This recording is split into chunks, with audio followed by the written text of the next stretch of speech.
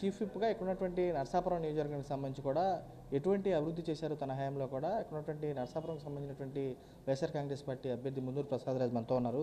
Sir చెప్పండి, మీ హయాంలో ఇక్కడ జరిగినటువంటి అభివృద్ధి, మీ మార్క్ అభివృద్ధి అంటే ఏం చెబుతారో అసలు ఏంటి? అంటే ఎప్పటి నుంచో ఏ శాసనసభ్యుడైనా బాగా పనిచేయాలి, మళ్ళీ గెలవాలి అని కోరుకుంటాం.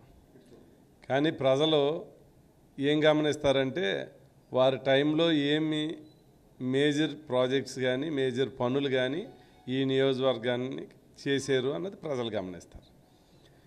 ఇవాళ స్వాతంత్రం ముందు స్వాతంత్రం తర్వాత, జగన్మోహన్ రెడ్డి గారు ముందు జగన్మోహన్ రెడ్డి గారు తర్వాత ఖచ్చితంగా ప్రజలు చెప్పుకునేటువంటి పరిపాలన అందించాడు. వాస్తవంగా రాష్ట్రం విడిపోయి ఎటువంటి ఆదాయం లేనటువంటి ఆంధ్రప్రదేశ్ రాష్ట్రాన్ని ఇన్ని సంక్షేమ అభివృద్ధి కార్యక్రమాలతో నడపటం ఎవరికీ సాధ్యం కాదు అని అందరూ కూడా అనుభవమైనటువంటి వారు అందరూ కూడా భావించారు.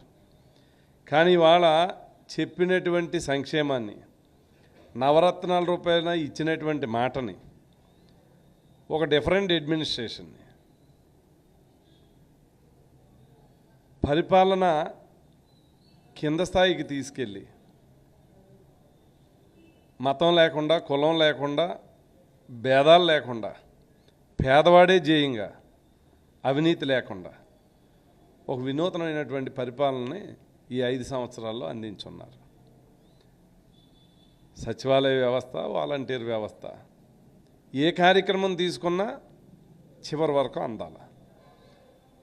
ఇలాంటి పరిపాలన ఇంతవరకు రాష్ట్రంలో చూడలేదు కనుక ఆ లబ్ధి నేరుగా అందటం వల్ల ఆ ఫలాలు కనిపిస్తూ ఉన్నాయి, వారి స్థితిగతులు మెరుగుపడుతూ ఉన్నాయి. ఇది ప్రజలు గమనించారు. అలా ఈ రోజున నా నియోజకవర్గంలో ఉండి రాష్ట్ర వ్యాప్తంగా ఉండి సంక్షేమం పేదవాడి చివరి వరకు అందింది. ఆ ఫలాలు వారు అనుభవించారు. ఇలాంటి పరిపాలన గతంలో ఎప్పుడూ జరగలేదు. అందువల్ల ఈ సంక్షేమానికి ప్రజలు ఓటేస్తున్నారు. ప్రధానంగా మీ నియోజకవర్గం చూసుకున్నాక ఏళ్ల తరబడి ఎన్నో దశాబ్దాలకు ఎదురు చూశారు. ఎంతోమంది పాలకులు వస్తారు, మా జీవితాలు మారతాయని. ఒక పక్క మత్స్యకారులు కాబట్టి ఇక్కడ ఉన్నటువంటి రైతాంగం సంబంధించి కానీ అనేక ఇక్కడ ఉన్న పట్టణవాసులు కానీ ఎదురు చూశారు. వారి సమస్యలని ఫుల్ఫిల్గా పరిష్కరించారా ప్రసాదరాజు అంటే ఏం చెబుతారు? ఖచ్చితంగా ఈ ప్రభుత్వంలో 5 ఏళ్ళలో అందించినటువంటి సంక్షేమం అందించడమే కాకుండా ఈ నియోజకవర్గంలో లాంగ్ పెండింగ్ ఇష్యూస్ ఏవైతే ఉన్నాయో, చివరి ప్రాంతం వాస్తవంగా సాగునీటికి కానీ, త్రాగునీటికి కానీ, రోడ్ల సదుపాయం కానీ, అలాగే ఇప్పటి నుంచో చిరకాల వాంఛైనటువంటి వశిష్ట బ్రిడ్జ్ కానీ, హార్బర్ కానీ, పేరుపాలెం బీచ్ కానీ, ఇలా ఎన్నో సమస్యలు పెండింగ్లో ఉన్నటువంటి వాస్తవం. కానీ ఎన్నటికి ఒక పరిష్కార మార్గం తక్కువ టైంలోనే తీసుకున్నాం. 2 సంవత్సరాలు కరోనాతో కాలం గడిచిపోయింది. ఇంకా 3 సంవత్సరాల కాల వ్యవధి. ఈ 3 సంవత్సరాల్లో ఏవైతే శాశ్వతమైనటువంటి పనులన్నీ చెప్పామో ఇవన్నీ కూడా నిధులు మంజూరు చేయించుకున్నాం. కొన్ని పనులు పూర్తయినాయి, కొన్ని పనులు ప్రగతిలో ఉన్నాయి. ఇవన్నీ కూడా పరిపూర్ణం చెయ్యాలన్నది మా యొక్క ఉద్దేశం. ఇవాళ ఏవైతే లాంగ్ పెండింగ్ ఇష్యూస్ ఉన్నాయో మీరు చెప్పారు. వశిష్ట బ్రిడ్జి 590 కోట్ల రూపాయలతో నిధులు మంజూరైనవి. ఆల్రెడీ 60 కోట్ల పని జరిగింది. సివిల్ వర్క్స్కి టెండర్లు పిలిచారు. 60 కోట్లు ల్యాండ్ ఎక్వేషన్ పూర్తయ్యి రైతుల ఖాతాలో డబ్బులు వేసాం. ఆ భూమి ప్రభుత్వం హ్యాండ్ ఓవర్ చేసుకుని సివిల్ వర్క్స్కి టెండర్ పిలవటం జరిగింది. అలాగే ఫిషింగ్ హార్బర్, ఒక హార్బర్ అయితే ఇక్కడ ఉన్నటువంటి ఫిషర్మెన్కే కాకుండా fishing harbour come cargo port, ఇది ఇక్కడ ఉన్నటువంటి మత్స్యకారులకే కాకుండా మత్స్య పరిశ్రమ మీద ఆధారపడేటువంటి రొయ్యల చెరువులు, చేపల చెరువులు రైతులకు ఉపయోగపడే విధంగా, ఎక్స్పోర్ట్ ఇంపోర్ట్ జరిగేటువంటి విధంగా కార్గో పోర్ట్ని మంజూరు చేయించుకున్నాం.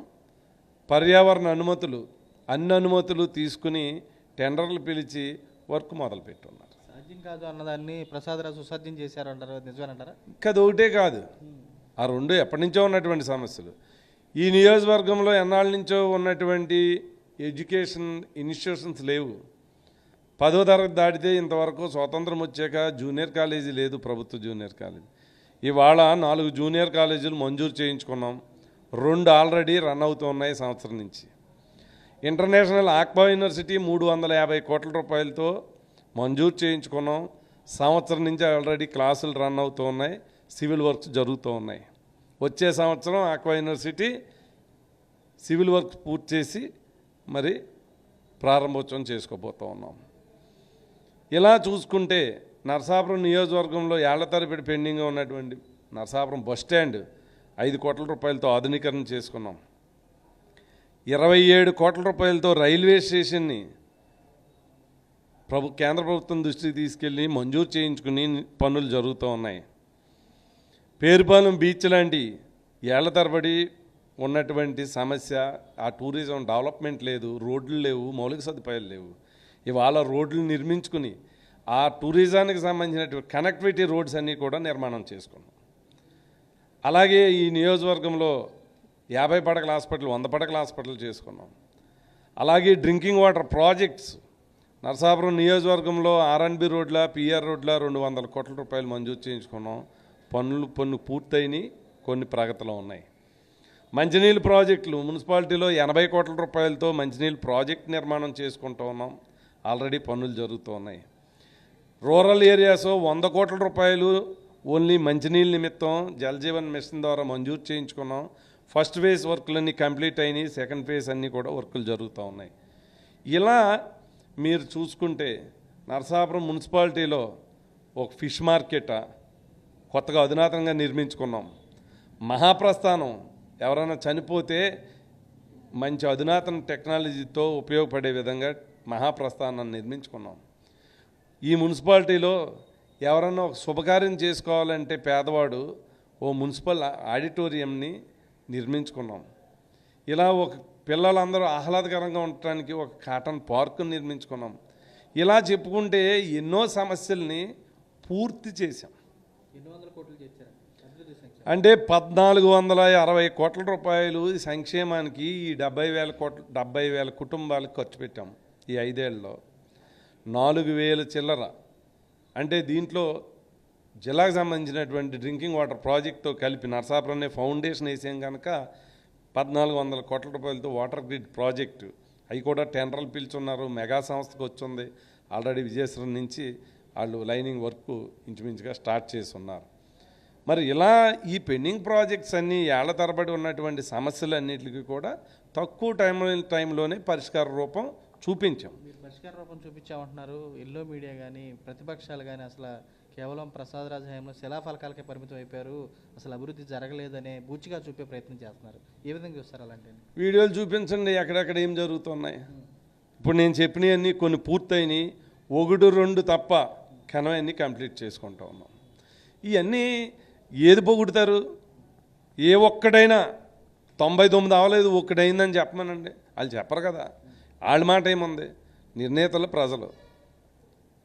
ప్రజల గురించి పనిచేస్తూ ఉన్నాం. ఆరు పొగడ్తల గురించి, ప్రతిపక్షాల వాళ్ళ పొగడ్తల గురించి మేము వర్క్ చేయట్లేదు. చంద్రబాబు నాయుడు గారి పొగడ్త గురించి, పవన్ కళ్యాణ్ గారి పొగడ్త గురించి జగన్మోహన్ రెడ్డి గారు వర్క్ చేయట్లేదు. ప్రజలు మమ్మల్ని నమ్మి అధికారం ఇచ్చారు, 4 పనులు ప్రజలకు చేసి చూపిస్తున్నాం. సంతృప్తి పడితే, నమ్మకం ఉండి నాకు న్యాయం జరిగితే ఓటేయండి అని అడుగుతూ ఉన్నాం. సార్, ప్రత్యేకంగా దర్బరేవు భూముల విషయంలో కానీ 100 సంవత్సరాల నాటి సమస్యలు కూడా కొన్ని పరిష్కరించారని చెప్పి అన్నారు. ఏమేమి చూస్తారు ఇలాంటి భూమి సమస్యలు కూడా? గత పాలకులు దృష్టి పెట్టుకోవడం ఏం చూస్తారు? ఇదే చెప్తున్నా, ఈ స్వతంత్రం వచ్చాక ఒక స్థలం ఇస్తే, భూమి ఇస్తే, పట్టా ఇచ్చాము. ఇంతవరకు ఏ ప్రభుత్వాలు ఉన్నా మొట్టమొదటిసారి జగన్మోహన్ రెడ్డి గారు పట్టా ఇచ్చినా కూడా జిరాయితీ భూమిగా ఇమ్మన్నాడు, రిజిస్ట్రేషన్ చేసి ఇస్తున్నాడు, ఇళ్ల స్థలం ఇచ్చిన. అలాగే ఎన్నో ఏళ్ల నుంచి ప్రభుత్వ భూములుగా ఉన్నటువంటి భూముల్ని సాగు చేసుకుంటున్నాం, హక్కు లేదు. హక్కు కల్పించి జిరాయితీ భూమిగా ఇచ్చినటువంటి సందర్భం మొట్టమొదటిసారి జగన్మోహన్ రెడ్డి గారి ప్రభుత్వంలో. ఇవాళ ఆల్రెడీ దర్బరేవు కంపెనీ భూముల్ని 1700 ఎకరాలని డిస్ట్రిబ్యూషన్ చేశాం. ఇవాళ కాళీపట్నం 5,500 ఎకరాల జమీందారీ ల్యాండ్స్ని ఇలాగే డిస్ట్రిబ్యూషన్ చేయడానికి మొదలుపెట్టాం. ఆల్రెడీ కొంతమందికి ఇచ్చాం, కంటిన్యూ అవుతుంది. వెరిఫికేషను, భూమిలో ఎవరు ఉన్నారో సర్వే చేయటం, అర్హత ఉందా లేదా, వాడు భూమిలో ఉన్నాడా లేదా, ఇవన్నీ చూసి మళ్ళీ వాళ్ళు తగులు పడకుండా శాశ్వత పరిష్కారం చేస్తూ ఉన్నాం. అలాగే అసైన్ ల్యాండ్స్ డీనమున్న పట్ట భూములు ఉన్నాయి, 20 ఏళ్ళ నుంచి నువ్వు భూమిలో సాగులో ఉంటే నీకు హక్కు కల్పిస్తూ ఉన్నాం. ఇలాంటి కార్యక్రమాలు ఒక నరసాపురం నియోజకవర్గంలోనే 10,000 ఎకరాలు భూమిని ఇవ్వటానికి సిద్ధపడుతున్నాం. సుమారు 10,500 మందికి ఆల్రెడీ ఇళ్ల స్థలం ఇస్తాము, అది రిజిస్ట్రేషన్ చేసి ఇస్తూ ఉన్నాం. ఇవన్నీ ఈ ప్రభుత్వంలో జరిగినాయి. ఇళ్ల స్థలాలు ఇచ్చాం, 150 ఎకరాల భూమి కొన్నాం ఒక అర్బన్లో. 4,500కి ఒక సెపరేట్ మున్సిపాలిటీ ఏర్పడుతూ ఉంది. ఇలాంటి చిన్న విషయాలు కాదు. తెలుగుదేశం ప్రభుత్వంలో కానీ అంతకుముందు ఉన్నటువంటి ప్రభుత్వంలో కానీ ఇంత పెద్ద ఎత్తున ఇన్ని అభివృద్ధి కార్యక్రమాలు గతంలో జరగలా. రెగ్యులేటర్ నిర్మాణం ప్రక్రియ ఎక్కడి వరకు వచ్చింది, అది ఇంకా ముందుకు సాగలేదని చెప్పని కొంతమంది విమర్శలు చేస్తున్నారు. దానికి మీరు ఏమైనా సమాధానం చెప్తారు? ఉంది కాళేపట్నం రెగ్యులేటర్, అసలు అలాంటి పరిష్కారం 100 ఏళ్ళ నుంచి ఉన్నటువంటి ఇష్యూ. ఇవాళ నిధులు మంజూరు చేసాం, టెండర్లు పిలుచున్నాం. కొన్ని టెండర్స్కి కాంట్రాక్టర్ రియాక్షన్ లేదు. ఒకసారి పిలిచాం, 2 సార్లు పిలిచాం, 3వసారి పిలిచాం. అలాగే నరసాపురంలో అండర్గ్రౌండ్ డ్రైనేజ్ 87 కోట్ల రూపాయలతో నిధులు మంజూరు చేసి టెండర్లు పిలవటం జరిగింది. లో లెవెలింగ్ ఏరియా మాది, సముద్రం నీటి మట్టానికి దగ్గరగా ఉండేటువంటి ప్రాంతం కనుక వారు వర్క్ చేస్తే చాలు నీరు ఊరిపోయి డ్రైనేజ్ అండర్గ్రౌండ్ సిస్టమ్ వర్క్ జరగనటువంటి పరిస్థితి భయపడి కాంట్రాక్టర్లు కొంత ముందుకు రావట్లేదు. కొంత కొత్త టెక్నాలజీ అవుతుంది, మళ్ళీ రివైజ్డ్ ఎస్టిమేషన్ చేసి మళ్ళీ టెండర్లు కాల్ఫర్ చేస్తున్నాం కంపల్సరీగా. అందుకనే అడుగుతున్నా, ఈ ప్రభుత్వంలో చిత్తశుద్ధిగా 4 పనులు చేయాలన్నటువంటి ఆలోచన ఉంది. ఇవన్నీ పరిపూర్ణం చేయటానికి జగన్మోహన్ రెడ్డి గారికి అవకాశం ఇస్తే, మళ్ళీ ఒక 5 సంవత్సరాల అవకాశం ఇస్తే ఇవన్నీ కూడా శాశ్వతంగా చేసి చూపించి, ఇవన్నీ లాంగ్ పెండింగ్ ఇష్యూస్ ఏవైతే ఉన్నాయి, కొన్ని ప్రాజెక్టులు 1 సంవత్సరంలోనో 6 నెలల్లోనో కంప్లీట్ అయితే కాదు. ఇవన్నీ అనుమతులు వచ్చేటప్పటికీ 2 సంవత్సరాలు పట్టినాయి. ఈ లోపల ఆటంకాలు వైస్టా బ్రిడ్జ్కి కోర్టులో వేసి ఉన్నారు. ఎవరు? జనసేన చెందినటువంటి నాయకులు కోర్టులో వేసి ఉన్నారు. జిల్లా కోర్టులో వేసారు, కొట్టేసింది. హైకోర్టులో వేసారు, కొట్టేసింది. మళ్ళీ సుప్రీంకోర్టుకి వెళ్ళారు. ఎన్ని ఆటంకాలు సృష్టించినా ఆల్రెడీ 60 కోట్ల రూపాయలు వర్క్ కంప్లీట్ చేసాం. ల్యాండ్ ఎక్వేషన్ పని పూర్తయింది. రైతులకు డబ్బులు నేరుగా వేసేసి ఉన్నాం. రేపు టెండర్లు పిలుచున్నారు. ఏప్రిల్ 11 టెండర్ షెడ్యూల్ ఓపెన్ చేయాలా. ఖచ్చితంగా 10 రోజులు అటో ఇట్లో అది మాకు చిత్తశుద్ధి ఉంది, కంప్లీట్ చేస్తాం. అందువల్ల ఇవన్నీ పరిపూర్ణ అవడానికి ఇవాళ ప్రజల దగ్గరికి వెళ్తూ ఉన్నాం. ఓటు అడిగేటువంటి నైతిక హక్కు మాకే ఉంది. మరోసారి గిఫ్ట్గా ఇవ్వబోతున్నారా జగన్మోహన్ రెడ్డి గారికి నియోజకవర్గం? నేను ఒక్కడనే ఇవ్వటం కాదు, ఇద్దరితో మొదలైనటువంటి ప్రస్థానం. తర్వాత బై ఎలక్షన్లో 18 మంది అయింది, తర్వాత 70 మంది అయ్యింది, తర్వాత 151 మంది అయ్యింది. రేపు పొద్దున్న మా టార్గెట్ 175కి 175. అది నరసాపురమా, కుప్పమా, పిఠాపురమా, ఏదైనా మాకు 175కి 175 మా టార్గెట్. పురుషులు కూడా చూస్తే కనుక స్వతంత్రం వచ్చిన తర్వాత కూడా ఏళ్ల తరబడి పెండింగ్లో ఉన్నటువంటి సమస్యలు ఏవైతున్నాయో వాటిలన్నిటి కూడా సీఎం వైఎస్ రెడ్డి అధికారంలో చేపట్టిన తర్వాత పూర్తి స్థాయిలో పరిష్కారం చూపే విధంగా చర్యలు చేపట్టామని చెప్పి ముదురు ప్రసాదరాజు కూడా స్పష్టం చేస్తున్నారు. మరోవైపు ఇక్కడ చూసుకున్నాక నరసాపురం పట్టణంకి సంబంధించి కానీ, ఫిషింగ్ హార్బర్ కానీ, యూనివర్సిటీ విషయంలో కానీ, ఇక్కడ జరుగుతున్నటువంటి పనుల విషయంలో కూడా పూర్తి స్థాయిలో తమ ప్రభుత్వానికి చిత్తశుద్ధి ఉందని చెప్పి ఆయన కూడా స్పష్టం చేస్తున్నారు. ఎవరైనా కుట్రలు చేసినా కానీ రానున్న ఎన్నికలకు సంబంధించి కూడా 175 నియోజకవర్గాల్లో విజయ టంకా మోగించి ఇక్కడ ఉన్నటువంటి అభివృద్ధి పనులు కూడా తామే పూర్తి చేస్తామని చెప్పి ప్రసాదరాజు కూడా ధీమా వ్యక్తం చేస్తున్న కూడా కనపడుతుంది. విజయన్స్ కుమార్ రాజుతో రాజు, సాక్షి టీవీ, నరసాపురం నుంచి.